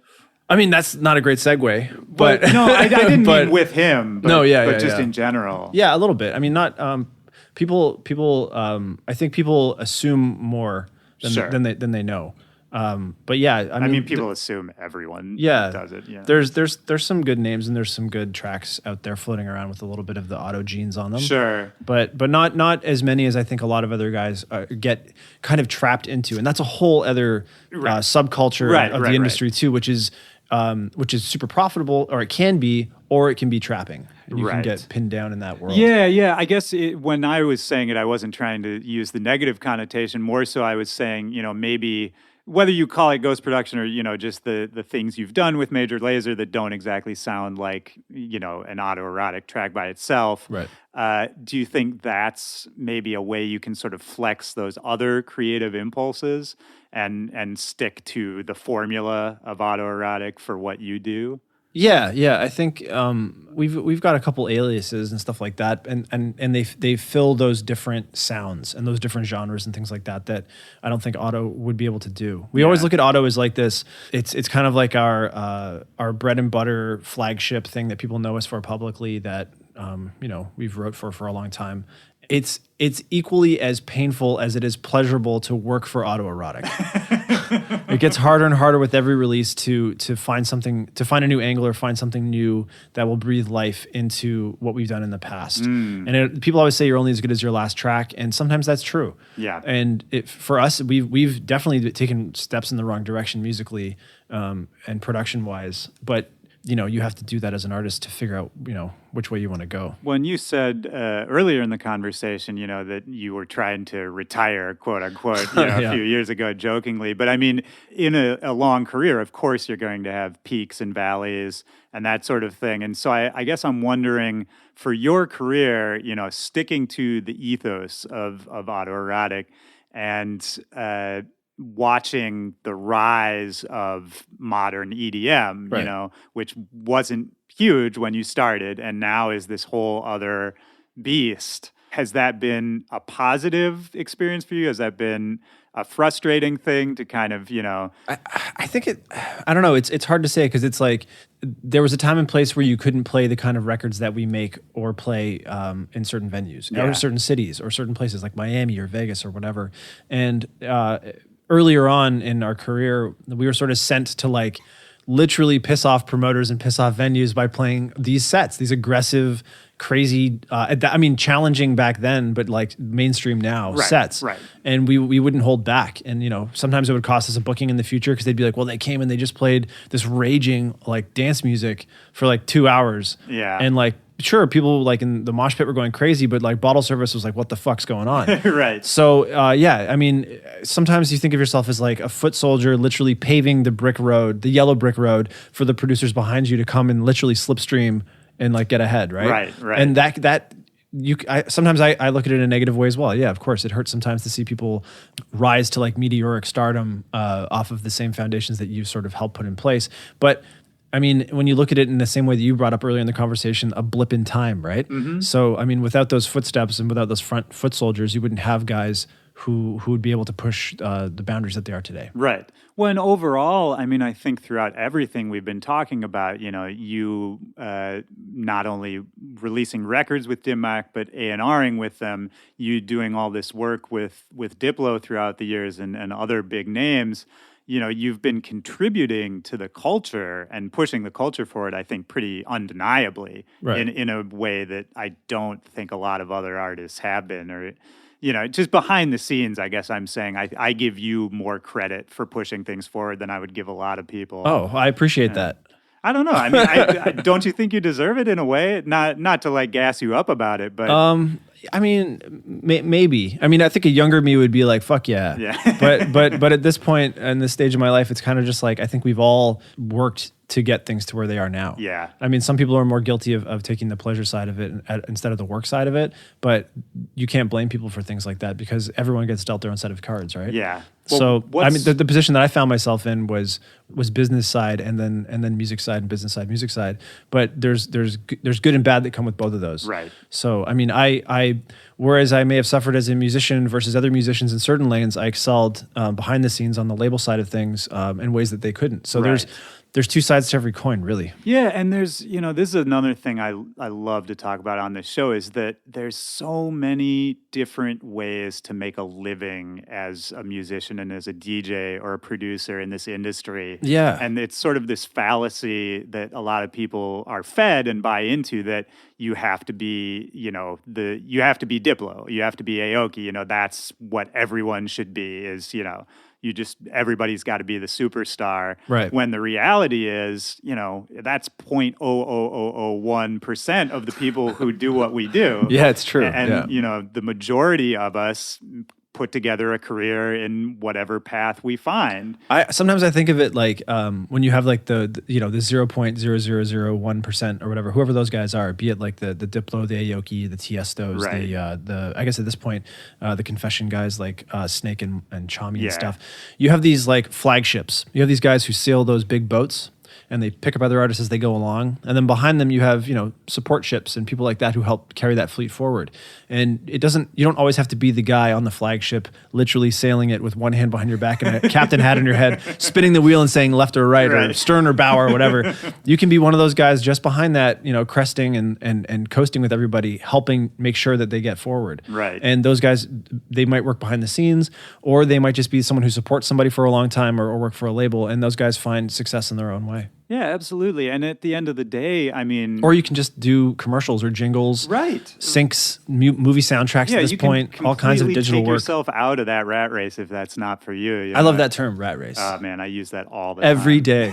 It's basically like my wake up on my phone, It's like, don't get into the rat race, boy. 100%, man. Even... It's felt like that. The last, especially with the crunch of time over the last, I guess, like... Things used to change like every 7 years ago. Then it was like people were like, oh, it'll be dubstep 6 years from now. And now it's like, it'll be dubstep 6 days from now. Right. So it's compressed on a scale that's forever shrinking. Yeah, it's getting crazy now, man. And you're right. It really does feel like a rat race. And, you're saying earlier, you're only as hot as your last track. Sure. But, the duration of attention that your last track gets is getting shorter and shorter too, It's true. You can put out a song and the internet has forgotten about it 2 weeks later, Yeah. And so just all of that, I mean, at least for me, I've felt that pressure. It's definitely made me more anxious in the last couple of years. Yeah. I mean, at this point, we're about to go into 2018. What drives you? What's fun? What's exciting? What do you really enjoy about what we do right now? I'm starting to like taking myself out of venues and clubs and things like that. And like I built a studio this year that I wanted to build for a long time, like a major upgrade, and got like more tech savvy about stuff and upgrading things, and just like getting a little bit more hands on with how I use my time. Like I'm not always trying to write a banger for this label or that label. I'm like trying to think of beats for other people, or think of like things that will work for commercials, or pick up like corporate things like that. Sure. I found a lot of success in the last year here by releasing less music than I did in previous years. So I mean, there's that works two different ways. I mean, you've got guys like Wax Motif who have like #1 all the way through every single chart of every single month on Beatport of like the last 12 months. And it propels them to like higher levels. And then you've got guys who put out like 2 to 3 songs a year, and they still kind of like coast along that same level. Yeah. So there's like, I know there's obviously quality and quantity, but in those two situations, you've got quality and quality, but there's just less quantity. Right. So at what point is there a sweet science to not releasing as much and using your time in different ways? Or is it all about just like smashing content through people's faces? For me in the last 12 months, sorry to interrupt you. No. I found that I reached higher highs by putting out less content musically, which is crazy. Yeah. It's a weird thing to say, but I think it's kind of the next wave, man, because everyone, it's very common advice to, say that you have to keep your stream of content constant. You always have to be making noise. That's a manager right there.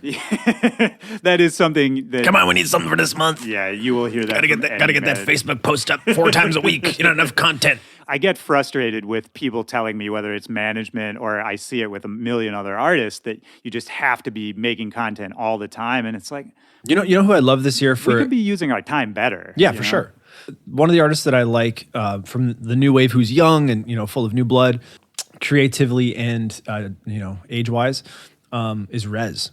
She has this like Twitter following and this like Instagram following, and she posts content that's like just her literally like speaking her mind and like talking about things that are happening in her daily life. Yeah, where it's not forced. There's no like, I need to post this every couple hours, or I need to make this happen because someone's telling me to do it. It's just her being herself and doing what she feels is right. And I think like the most important advice that I've given back to artists is just like try to be yourself. It's fine to copy and emulate people, but if you focus on just being you, as corny as that sounds, you'll find more happiness, more success, and it's easier to self-promote when you don't even realize you're promoting. I love that you just said that, man. That unlocked something in my brain just now, because that's the vocalization of something I've been trying to think of a way to say for a long time. Well, we should hang out more because I've got plenty of those. 100%. I mean, it has been too long, man. It's good to see you. Yeah. Thanks for having me on the podcast. This is great. Of course, man. I love this. I guess I wanted to kind of start bringing it home by talking about what you've been up to recently. Your last release was on Spinnin', is that right? No, yeah, we did a collab with Brohug on Spinnin' Maine, I think. Yeah, and I just re-listened to that last night. Really fun tune, man. And it kind of reminded me of the old days a little bit. I don't know if that was intentional. Yeah, the build is like a little bit like 2070. Yeah, and the drop is like a little complextro-y, which is where I saw Bass House heading. And I like that people have sort of reached that boiling point, and now they're pulling back from it. And you've got guys like Drezzo and stuff sort of toning it down again and bringing it back down to the house side of things. But when we wrote that track, it was like, I don't know, almost a year ago, and it just got put on the back burner. But it was cool to work on with those guys because they're a trio. And John Dalbach is, quite a beast, and the other two guys are crazy too. Yeah. And they've just been they just pump out just tracks every 2 weeks, it seems. Well, yeah, you want to talk about keeping content. Those guys are crazy. Yeah, well, I mean, it shouldn't be hard when you have three seasoned veteran producers. That's the crazy shit. Traveling and touring together under one banner. Yeah, do you know the Bad Royale guys? Yeah, for sure. Yeah, I love those guys, and they're now a trio. They were a 4-person group. I don't even know the word. Well, they do crazy things where they split off into duos and play 2 shows at once on either side of the world. Yeah, and it's insane. Yeah, and then the third guy is at home making a new song. yeah. I saw them in I think it was somewhere in Florida recently or something, or Atlanta maybe. I can't remember. They played a venue near me, and we were we met up at one point and shot the shit. And I was checking their feed, and the other 2 guys were in Europe somewhere, literally headlining a festival while we were talking. I was like, this is fucking crazy. You guys, so weird. It seems like cheating, but then, It's got to be, I mean, when you have 4 guys, it's got to be hard to pull in a respectable amount of money where you're not just abusing promoters or that's true places too. like that. Yeah, that's true too. And all of them, you were talking about Dahlback and all of them, they are all coming from the trance world. And a lot of them had careers as pretty successful trance producers before that. I got to get them on the show to get that whole story. But they're funny, yeah. Yeah, they're great, man. I love their music, and it's another cool way of, we were talking about guys who have had long careers, and there's always ways to flip it, to keep it interesting. Yeah, yeah. It's kind of like what we were talking about earlier, how you didn't change the auto sound. And it's what, with Bad Royale, they started a new project kind of to scratch that itch, I guess, rather than, yeah, for sure, pissing off their trans fans. Yeah, that's like Joyride too. Joyride was what was it called, Super Friends or something before? Oh, I didn't even know that. Yeah, and he was this making completely different tracks. And then he wanted to do something in the bass house world, and that became Joyride, right? So I think it's responsible, and it's also more creative for yourself as an artist to if you're going to change something that dynamically and that quickly to update your moniker, or just come up with something organic and raw that is exciting for the fans as much as it is for you. Right. Because it can feel stale just to be yourself or be the same thing and continuously change the sound. It feels like you're just sort of a car company releasing a new update to a car every year where you're and this time it's green. It comes with Bluetooth. Yeah. It's true that you never know what's going to pop off. You could have just an idea for a little side thing you want to do for fun, and then all of a sudden that could become, you think about... R.L. Grime. That's exactly what I was about to say. Yeah. People forget, before he was R.L. Grime, he was Clockwork making, big room house tunes. That was the second guy that I picked up for Dim Mak. Oh, really? It was Clockwork, yeah. I forgot he was on Dim Mak. Yeah. Felix, myself and Felix Cartel...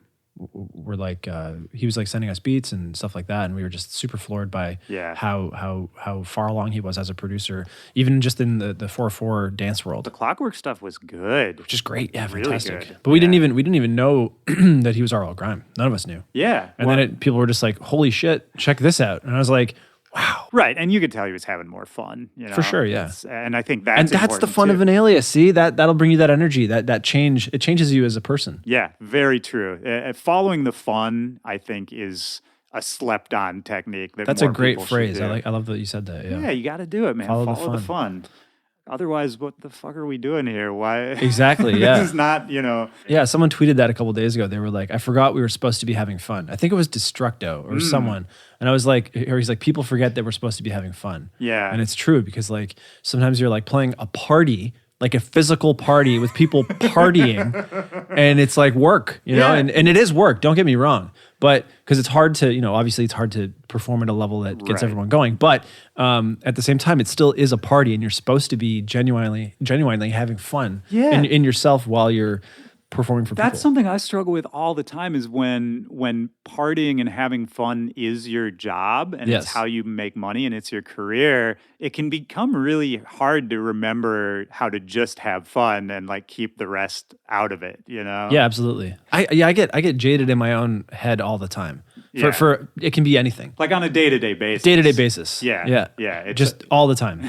But I'm also like, I've been in it for like 10 years, so You're allowed. Yeah, there's jaded shit. Yeah. No, I was just thinking, like, I actually just saw Greg from Keys N Krates last night. They were here last night. Yeah. And I was texting with him at like 5:00 in the morning. Oh, right. Getting on the plane. Yeah, because he had the early flight. That's right. And he was saying how his pilot was literally apologizing for flying them to Minneapolis. Like that's where the connection was going, but the pilot's like, "Well, sorry, I got to take you to Minneapolis." Man. Yeah, it's not pleasant over there right now. But he was talking to me. So neither one of us have New Year's gigs this year, right? And it's a first for both of us in many years that we haven't had a show on New Year's. Do you have a show on New Year's? I do not. Okay, so all three of us, no show on New Year's, and I was asking him, and he was asking me. I was like, "What do we do? Like, how do I go out and just celebrate New Year's without working?" Yeah. I don't even really remember how to do it. I don't know. DJing fucked up my brain in a weird way. Yeah, I didn't have a New Year's gig like 2 years ago, and that was the first time in a while that I didn't have one before that. But there's been over the last 10, there's probably been four years where I haven't done one. Yeah. And yeah, it is weird because partying for the sake of partying feels strange. Right.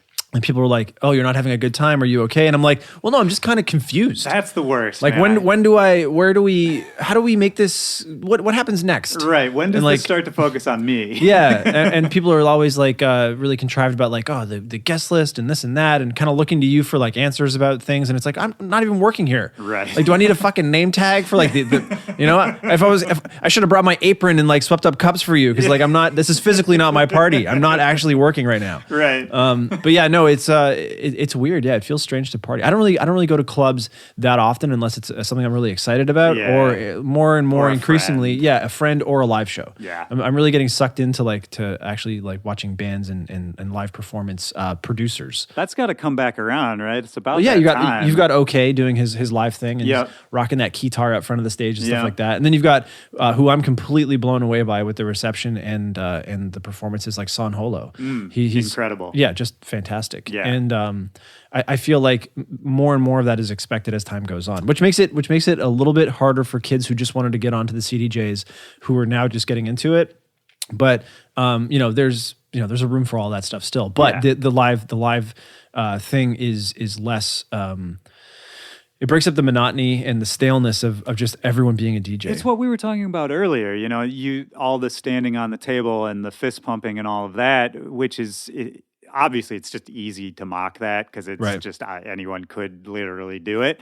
But, I think at a certain point, audiences, it's not even that they are getting tired of seeing people do that. I think it's just that they would like to see something new. Right. Just like any audience, a genre has to progress, it has to change, or else it'll fall by the wayside. Right. I think that's kind of a consequence of it. It's just people are getting bored with what they've been doing. Yeah.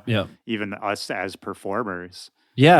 I mean, I've gone through phases where I'll play less tracks or more tracks, but for me, it's just like my hands get so bored of just not doing anything now that I find myself just, especially for club shows, just smashing tracks. Of course. Just as many, and it doesn't even matter if it really pisses off people in the back or whatever, it's just all about like, just smashing. Well, if you're not having fun, they're not going to have fun. Exactly. Sure. Yeah, that's true. That's very true. Yeah, the energy is reflective. It always has been. Yeah, it's reciprocal. And, if you're having fun, even if that pisses some people off, they wouldn't have been happy if you were, mixing half the number of songs and letting True. shit play out. True. Those Yeah, people absolutely. just weren't going to be happy. For sure, yeah. You 100%. should just stay away from those people.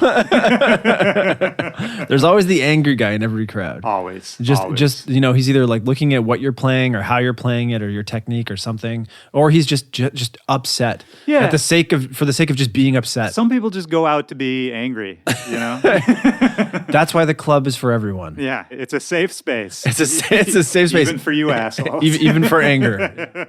So, I mean, what's coming up for you, man? What are you looking to do in 2018? I mean, I've been going to China a lot recently, which is an increasingly popular trend amongst Big DJs. market right now. Yeah. I just came off a tour from there like 2-3 weeks ago, which was my first like multi-city mainland. How was it? It was different. It was good. It's cool to see how fast they're progressing and how fast they're like basically learning how to let go and party. Right. And that might sound strange to people who haven't been there, but think of like mainland China clubs as Vegas in like, the early 2000s. People are just buying bottles and bottles and bottles and bottles, and it's all about the money and whatever. And, there's the people padding crowds, which is something I've talked to like Sean Frank and stuff about, which we find really weird. Explain that for a minute. Well, they have like people with like, your face on a stick and things like that are totally just not made by fans. Right. It's made by the club, and they like, get people in there. That's kind of part of the culture of the clubs over there a little bit. One of the most aggressive places I've seen them pad, which is crazy, because not a lot of people know what to expect from like raves, Right. So one of the cities I played out there, I forget which one it was. It was in like the northern area, but Reddit is not blocked in China. So yeah, Reddit can still get through. There's no firewall for Reddit, which is great.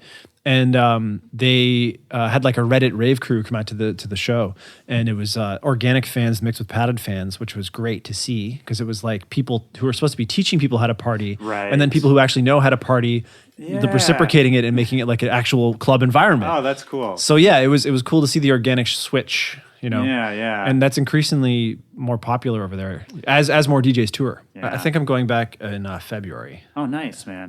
It's been really cool. Like it's been really cool because they let me play the sets that I want to play, and that would be impossible.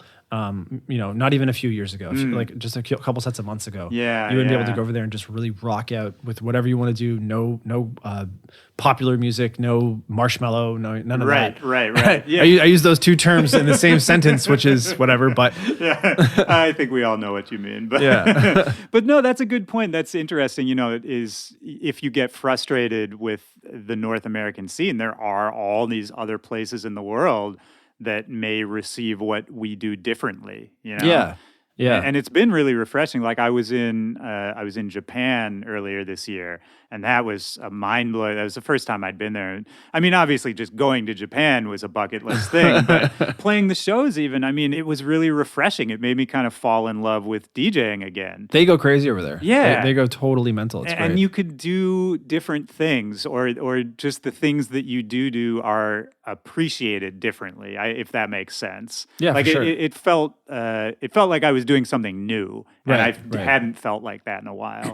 Yeah, I went to an after hours after I played my show last time I was in Japan, which was maybe 3 or 4 months ago. And the after hours, one of my friends was working at it, and he was like, "Come by and meet me after, and your show, and we'll have a drink." Same owners as the venue I played, so it was easy to escape essentially and go to another place when you're not supposed to. Yeah, and they played like house and techno like all night long, to like quote a phrase. And it went until like, I didn't realize it was like 9 o'clock, 10 o'clock in the morning. And then when I exited it, I was like in Shibuya Square. Oh, wow. Which was crazy because I was like literally partying and drunk out of my mind in like the most densely populated crosswalk. Right. Yeah. Was that Vision you were at? I think so, yeah. Yeah, that was where I played the last time. Right, yeah. That So they have like the amazing. 2 rooms, like more is like with a bar in it, and the other one's like an actual like pit room. Exactly. That's where you were, Yeah, right? And yeah, the darker pit Yeah, room. the like whatever the bigger like Yeah. There's like an elevated stage kind of. I was kind of jealous because I played this like super club outside of the city. I played smaller clubs in Japan before, but that one just looked really, really cool. And I love sweat boxes like that. I do too, man. Like the cap of that is like, the whole thing probably holds like under 500 people. And that room that we were in, that I saw my friend play at, was like, that cap's got to be like 152. Sure. Which is big for like Tokyo. Right. Yeah. Because there's no room. It's like space is at a premium. Yeah. And I mean, those are the kind of sweaty clubs I grew up going to, so Yes, it's always I going love to have it. a special place in my heart. For sure, yeah. Toronto, man, now I'm getting nostalgic about all the Toronto clubs because Toronto was one of the first places that I was able to tour. People started bringing me out there really early in my career, probably earlier than anyone should have been bringing me out to DJ. But I had a residency at the Drake Hotel really early on. Oh yeah, it's really cool to see. It sucks kind of now because a lot of the legendary clubs that helped it propel the scene are kind of getting eroded by how increasingly expensive and overpopulated the core has become. Yeah. It's just like with most major cities, eventually there comes a time where warehouse spaces and gentrification take away the spots where you can party. Yeah. And so we have a super club now, Rebel, which used to be Government. Yep. And it's basically one of the last giant spaces where you can have a club, and it's isolated far away, But like the Hoxton is gone. I was going to say, Hoxton and the Social's been gone. The Social was so good. Social was so good. That's where I started, yeah. Really? Yeah. That was kind of the club you came up in? Yeah, I saw everybody come through there, man. I remember seeing a Boys Noise show in there, and I was just like, it was great. What was the cap at the Social? Well, it went through two phases. When it first started, it was really small. I want to say like you could unofficially fit like 350 to 400 people, maybe even less than that. Yeah. And then they did a reno where they expanded the back and took away a lot of the unnecessary stuff and knocked some walls down. And they got it up to like unofficially like 8, but it should have been like 6, maybe 5. Yeah. But there were nights size there were for nights me. where you fit like 900 people in those doors and no one can move and there's piss everywhere and the bathroom's flooded and people are just It sounds fucked up, but that's like heaven to me, man. I played the last show there. Really? Yeah, they asked me to come and do the dismantling show. So as we were playing, people were literally like tearing the bar apart. Oh my God. And like bartenders were like spraying people with the water hoses to try to keep them back because they were ripping parts of the wood off of like the whole thing. What and, a legendary night. yeah, when we left, it's like one CDJ was like left functioning, standing on like a stool, and the whole booth had been torn away. There were people in like underwear. For some reason, they got a foam machine because that's what you do when you destroy a bar. Jesus Christ. Well, I knew it was going to be bad because before I arrived, the owner who was this guy Richard who booked everybody through there, he was like, "Bring a hammer." And I was like, oh my God. What? So they were literally destroying the club as people were partying in it. Yeah, I have a piece of the sink in my house that I kept. I held on to. Legendary. Oh my God. Yeah. I remember on the flip side of that, I'm sure you're familiar with the Yost Theater in Orange County. Played it a bunch of times. Yeah. Good shows and bad. So when I was DJing for Kid Sister, we played the grand opening of the Yost Theater. Yeah. And they literally, while we were performing on stage, behind us was a giant construction crane, like putting up the lighting. Well, I could keep this going all night, dude, but I want to give you some time before your show. Is there anything you feel like we haven't covered or anything you want to expound on more? We went pretty far. It's pretty good, man. Yeah, Went to the left, to the right, past and present. Little up, little down. A little bit of future. Yeah. Pretty good. Well, what should people be looking out for Autoerotique in 2018? We're working on a couple collabs right now and kicking around a couple ideas for singles. So you're not with Dim Mak anymore, right? No. Left Dim Mak. I stepped down from A&Ring like a year and change ago, almost a year and a half ago, maybe 2 years ago at this point. Yeah. My brain is like, I don't even remember what. Yeah. You and me both. But. And then left our deal or fulfilled our deal around just under a year ago, I guess. Okay. So got off immediately. Worked with guys like Calvin at Fly Eye. Got to do the last That's track. Calvin Harris for the listeners. the last track ever on Fly Eye, which was a little bit of a twist of the arm, but he did it nicely enough. That was OTF with Hunter Siegel. Right. And then did some stuff with Spinnin'. Did stuff on Mad Decent, stuff on Hausla. I think there's like one that I'm forgetting somewhere that we put somewhere else. Like Armada. And, just got to do really cool stuff. Yeah. I never got to work with any other labels, so it was cool to be able to do that. And also to sort of know your worth, because for a long time I was just limited to working with one band of people, which wasn't bad. I'm not, Right. Dim Mak is fantastic for Spotify. They place amazing playlists, Yeah. and they churn out more streams than most people do tenfold, which is crazy. But it's got to feel nice on the flip side to, walk away from that and then be welcomed by kind of all the other luminaries who are happy that they can work with you now. Yeah, it felt really good to come out of it and see people interested. Yeah. Because you never know. Sometimes you can leave and people be like, oh, yeah, it took too long. Right, yeah. You were there for quite a while. Yeah, timing's everything, right? You can miss that window. Yeah, Do you the one that got away.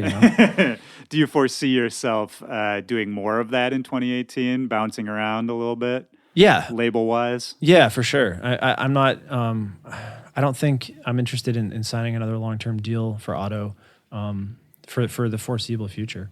We managed to get most of our catalog back and publishing and stuff like that. So it's just been really, it gives you more energy and more life. Yeah, that's great, man. I mean, we talk about this 10-year career that you've had, and pumping some new energy, some fresh blood into it at this point seems like a great way to just get psyched again. Yeah, you got some beats, send them over. Yeah, 100%. Well, we should. Yeah, we'll talk about that off the pod. Off the pod. That's your follow-up podcast. Off the pod with Willy Joy. Yeah, that's the bonus content for the real hardcore listeners. Yeah, that's the what is it? The MMA podcast, right? Spinoff. Or wait, what did we say? The Scientology spinoff. The Scientology spinoff. Yeah. All right, guys, stay tuned for the next 4 hours. It'll be me and Autoerotique talking about Scientology. Book 1, page 1, paragraph 1.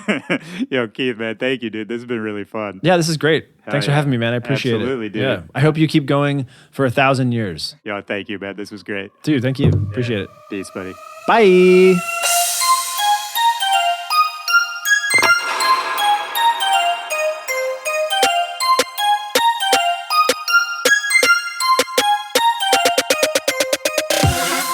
All right, that's the show.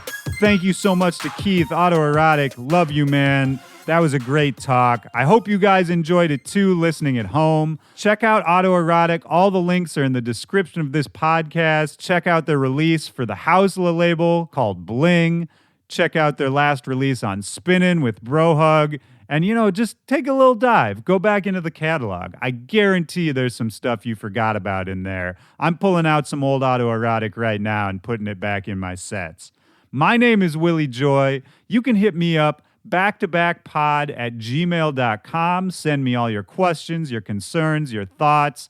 Don't forget to leave us a rating and a review. That really helps the show grow. And hey, you can always hit me up at backtobackpod or at Willy Joy on all social media, Twitter, Facebook, Instagram, Snapchat, social media game strong. And I'm back in the saddle, man. Been recording a lot of new shows for you guys. Some really cool guests I think you're going to be excited about in the next couple months. And that's it. I'll see you next Tuesday. My name is Willy Joy. For Back to Back, I love you guys. Peace.